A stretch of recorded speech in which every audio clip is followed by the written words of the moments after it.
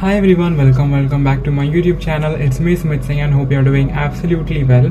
So in today's video I'm gonna guide you all that how to study in your class 12th actually, and how to study from the beginning so that you can score well in your 12th exams, and which YouTube channels you may follow for your 12th preparation.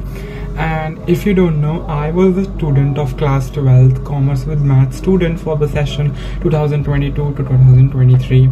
And without any further delay, let's get started with today's video. Point number 1. So my first and most important guidance for you is that start from beginning, because most of you are like, मैं अभी तो 11th खत्म की थी, अब 12th क्यों start करें। But 12th के स्टार्टिंग से अगर आप पढ़ना स्टार्ट नहीं करेंगे सो लास्ट में आपको सिलेबस कंप्लीट करने में बहुत दिक्कत आएगी, क्योंकि मेरे को भी ये दिक्कत थी। मैंने शुरू से तो पढ़ना स्टार्ट कर दिया था, लेकिन बीच में ऐसा हो गया था कि नहीं अभी तो बहुत टाइम है, अभी कर लेंगे। लेकिन लास्ट में आते आते ऐसा हुआ था कि मेरे को बहुत जल्दी यूट्यूब चैनल से अपना सारा चैप्टर्स एंड सारे टॉपिक्स खत्म करने पड़े थे। एंड लिटरली वो बहुत ज़्यादा पैनिक वाला सिचुएशन हो जाता है। सो प्लीज़ शुरू से अपना पढ़ना स्टार्ट कर दो। अपना धीरे धीरे डेली अगर आप कंसिस्टेंसी रखोगे, पढ़ोगे, सो आपको वो दिक्कत फेस नहीं करनी पड़ेगी। एंड 12th का सिलेबस लिटरली बहुत ज़्यादा होता है, एंड अगर आपने उसको पढ़ लिया एंड पहले ख़त्म कर लिया, सो आप सैम्पल पेपर लगा पाओगे, आप प्रीवियस ईयर क्वेश्चन बहुत सारे सॉल्व कर पाओगे। सो इसके बहुत सारे आपको एडवांटेज मिल जाएंगे। सो प्लीज़ मेरी अगर मानो, सो आप अगर स्टार्टिंग से पढ़ना स्टार्ट कर दोगे सो बहुत ज़्यादा आपको फ़ायदा होगा। एंड स्टार्टिंग से पढ़ने का मतलब ये नहीं आप स्टार्टिंग करा आपने पढ़ने से, लेकिन एंड आप करते जा रहे हो, बीच में आते आते आपने पढ़ाई छोड़ दी एंड आप लग रहा है कि आपको हो जाएगा एंड अपने आप आप अपने स्कूल के अकॉर्डिंगली, ट्यूशन के अकॉर्डिंगली आप चलना स्टार्ट कर दिए। लेकिन एडवांस में अगर आप चल रहे हो, एडवांस में आपने यूट्यूब चैनल से अपने पढ़ना स्टार्ट कर दिया, या फिर खुद से भी आप बुक लेकर पढ़ना स्टार्ट कर रहे हो, it will really helpful. And तो गाइस एक इम्पोर्टेंट अनाउंसमेंट है, फिजिक्स वाला सेलिब्रेट कर रहा है 3 years of Physics Wallah as its foundation day on 27th में। एंड जिसमें वो लेकर आया है बहुत सारे mega offers and mega launches, जो कि 27th मई से 5th जून तक है।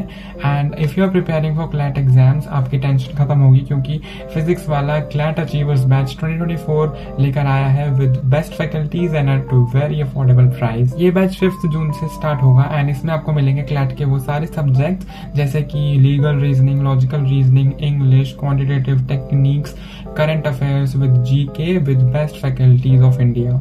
इस कोर्स में कवर कराए जाएंगे क्लैट के साथ साथ IELTS and other law entrance exams UG।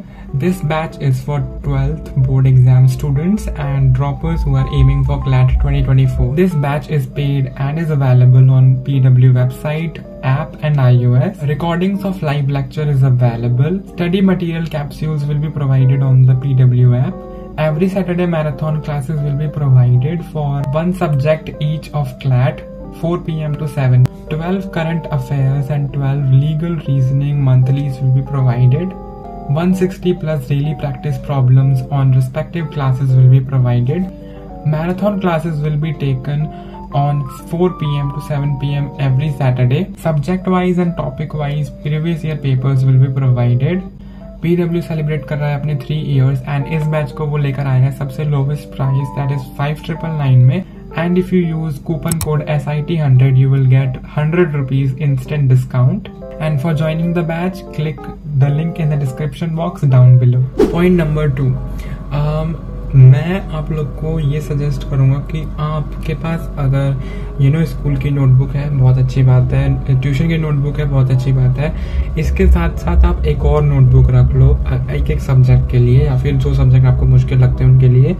आप उन सब्जेक्ट्स को, उन नोटबुक्स को 2 तरीके से यूज़ कर सकते हो। एक तो उसमें फ्लो चार्ट्स बना के, फ्लो चार्ट्स बनाने में मैक्सिमम 10 से 15 मिनट लगते हैं अगर आपने उस चैप्टर को अच्छे से और थॉरली पढ़ लिया है। सो उसको आपको फ्लो चार्ट बनाने में बहुत कम टाइम लगेगा। लेकिन अगर आप उसको नेक्स्ट दूसरे तरीके से यूज़ करना चाहते हो, तो आप उसको एक कंसेप्ट नोटबुक बना लो। मैंने अपने 12th में अकाउंट्स के लिए और मैथ्स के लिए कंसेप्ट नोटबुक बनाई थी स्पेशली इसलिए क्योंकि मेरे को अकाउंट समझ नहीं आती, एंड मेरे को बहुत सारे ऐसे पॉइंट्स होते हैं, बहुत सारे ऐसे डिफिकल्ट प्लस माइनस होते हैं कि हाँ इस पॉइंट पर आके ये चीज़ प्लस होगी, इस पॉइंट पर आके ये माइनस होगी या प्लस होगी अकॉर्डिंगली। सो वो चीज़ें मेरे को बहुत ज़्यादा दिक्कत करती हैं। इस चीज़ को मैंने अपने कंसेप्ट नोटबुक में लिखा था, बिकॉज वो चीज़ें मैंने ऐसा नहीं था कि इंग्लिश में लिखा था, हिंदी में लिखा था, अपनी लैंग्वेज में। चाहे मैंने लिखा था कि हाँ इसके बाद ये होगा, इसके बाद वो होगा, इसके बाद ये वाला स्टेप फॉलो होगा। सो मैंने अपनी लैंग्वेज में वो वाला चीज़ें लिखी थी, and it really helps in your exam times, because last time पे आप बहुत सारी चीज़ें अगर आप अपने दिमाग में डालोगे सो वो ओवरफ्लो हो जाएगा। सो उसके लिए आपको वो कंसेप्ट नोटबुक बहुत काम आने वाली है। अगर आप उसको स्टार्टिंग से बनाओगे सो आप उसको अच्छे से बना पाओगे, क्योंकि अभी आप बहुत सारी नई चीज़ें सीखोगे, बहुत सारी नए नए चैप्टर्स, नए नए टॉपिक्स आएंगे। सो उसमें आपको जो दिक्कत आ रही है, जिन टॉपिक्स में आपको लग रहा है कि हाँ आगे चल के मुझे ये टॉपिक ऐसा होगा कि मैं भूल सकता हूँ, सो आप उन कॉन्सेप्ट नोटबुक में अगर लिखोगे so it really helps. Because मैंने सिर्फ अकाउंट्स के लिए ऐसा किया था क्योंकि बिजनेस स्टडीज़ है, इकोनॉमिक्स है, इन सब में ऐसे चैप्टर्स होते हैं जो अपने जो रेगुलर नोटबुक्स हैं उनमें तो कवर हो ही जाते हैं, लेकिन कुछ हैं जैसे अकाउंट्स हैं, प्रैक्टिकल सब्जेक्ट्स हैं, उन सब में आपको अगर आप अप्लाई करते हो तो it really helps you. And ये मेरा सजेशन है अभी, क्योंकि जून का मंथ चल रहा है। सो अगर आप इस चीज़ को फॉलो करोगे अभी से तो लास्ट तक आते आते आपके कंसेप्ट नोटबुक अच्छे से प्रिपेयर हो जाएगी, एंड लास्ट में आपको रिवीजन में बहुत हेल्प मिलेगी इससे। एंड आपकी नोटबुक ऐसी नहीं होनी चाहिए लाइक बहुत ज़्यादा आपने उसमें खर्चा कर दिया। It can be rough notebook, it can be fair notebook, and उसमें आपको इतना ही रखना है कि आप सिर्फ कंसेप्ट लिख सको, आप रफ चीज़ उसमें सॉल्व में करने ना बैठ जाना। सो कंसेप्ट नोटबुक आपके लिए कॉस्टलियर नहीं होना चाहिए, और ऐसा नहीं होना चाहिए कि आप उसको इधर रख दो उधर रख दो एंड लास्ट मोमेंट पे आपको मिले ना। आप अपने सामने रखो उसको, जब भी आपको यूज़ करना आपको तुरंत वो मिल जाए, एंड जब भी आपको उसको उसमें कुछ लिखना है तब आपको मिल जाए। Move on to the point number 3। Point number 3 कहता है कि आपको जिस YouTube चैनल पे जिस टीचर से आपको पढ़ने में कंफर्टेबल हो या फिर आपको उससे ही कंसेप्ट समझ में आते हो, आप उन्हीं को फॉलो करें through out your 12th standard. हो सकता है कुछ चैप्टर्स हैं जिसको आपको उनसे समझ में ना आ रहा हो, तब आप स्विच कर सकते हो, लेकिन अगर आप उन्हीं को फॉलो करोगे ना so it will really help. क्योंकि कुछ YouTube चैनल्स हैं वो अलग तरह का मटेरियल प्रोवाइड करेंगे, कुछ YouTube चैनल अलग तरह का मटेरियल प्रोवाइड करेंगे। अगर आप इधर से उधर स्विच करोगे ना सो लास्ट में आपको लगेगा कि इन्होंने ये चीज मिस कर दी, इन्होंने वो चीज मिस कर दी। सो अगर आप एक YouTube चैनल पे स्टिक हो जाते हो तो it will not confuse you, क्योंकि जब नया नया पढ़ रहा होता है ना बच्चा, सो उसको लगता है कि ये वाला कहीं टॉपिक मिस ना हो जाए, ये वाला टॉपिक मिस ना हो जाए, ये वाला टॉपिक ऐड है कि नहीं है, आ रहा है कि नहीं है, बहुत कंफ्यूजन चल रही होती है। सो आप एक YouTube चैनल पे स्टिक रहो, उसी पर जो उसको मटेरियल प्रोवाइड करना है वो करेगा एंड बहुत अच्छे से फॉलो करेगा। Like for economics I followed commerce वाला यूट्यूब चैनल, लाइक उसमें लव कौशिक सर है, वो बहुत अच्छे से कंसेप्ट क्लियर करते हैं, उन सिलेबस के अकॉर्डिंग चलते हैं, जो आ रहा है वही समझाएंगे, जो नहीं आ रहा वो बता भी देंगे कि ये टॉपिक्स नहीं आ रहे हैं। सो मैंने पूरे 12th में या फिर पूरे 11th में मैंने उनसे पढ़ाई की है। सो वो भी एक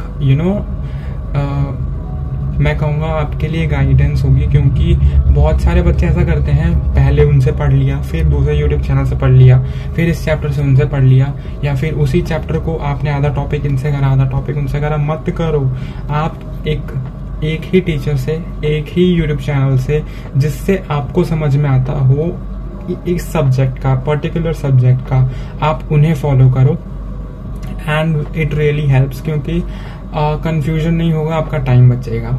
And if you are 12th commerce student, I can suggest you YouTube channels, some of the YouTube channels which I have studied from. So I'll make a separate video for that, and please let me know in the comment section and I'll provide the separate video for YouTube channel. Now let's move on to the point number 4, that is which books to follow.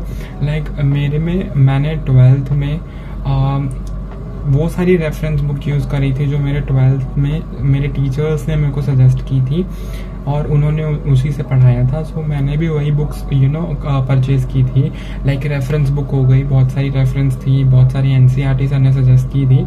सो मैंने वो follow किया। Like मेरे पास accounts थी, accounts के लिए I used TS Grewal and उसमें volume 1, volume 2 and volume 3 थी।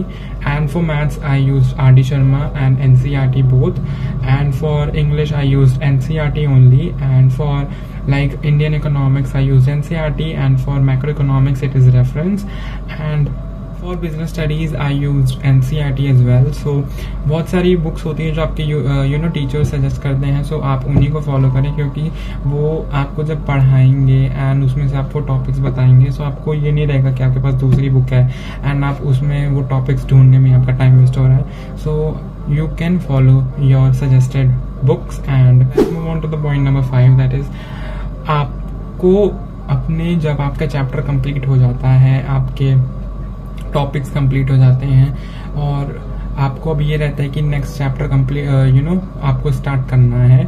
सो उसके बीच में आप प्रीवियस ईयर क्वेश्चंस एक बार देख लो। आपके रेफरेंस बुक में प्रीवियस ईयर क्वेश्चंस होते हैं, बहुत सारी यूट्यूब पे भी प्रीवियस ईयर क्वेश्चंस सॉल्व कराए जाते हैं। सो आप उन्हें कर लो, क्योंकि प्रीवियस ईयर क्वेश्चंस रिपीट होते हैं एक्चुअली में, क्योंकि 12th में जो टॉपिक्स थे प्रीवियस ईयर क्वेश्चंस के वो फ्रीक्वेंटली आस्क थे एंड मैं उन्हीं ही मैक्सिमम इंपॉर्टेंस दिया था मैंने, एंड वो एक्चुअली में 12th में रिपीट हुए थे। सो प्रीवियस ईयर क्वेश्चंस अगर आप अभी से उसके लिए प्रिपेयर करना स्टार्ट कर दोगे, सो लास्ट में आके आप उसके लिए इधर उधर सर्च नहीं करोगे, आपने पहले से उन्हें सॉल्व करके रखा हुआ है। सो लास्ट में just you have to revise your chapters and you are done. And for case studies के लिए आपके रेफरेंस बुक में क्वेश्चंस हो सकते हैं, अगर नहीं है सो उसके लिए आप एक कोई गाइड खरीद लो। लाइक मेरे पास ओसवाल बुक थी, ओसवाल बुक्स में मैंने केस स्टडीज बहुत सारी थी, उन्हें सॉल्व किया था। उससे क्या होता है ना, कंसेप्ट्स क्लियर हो जाते हैं,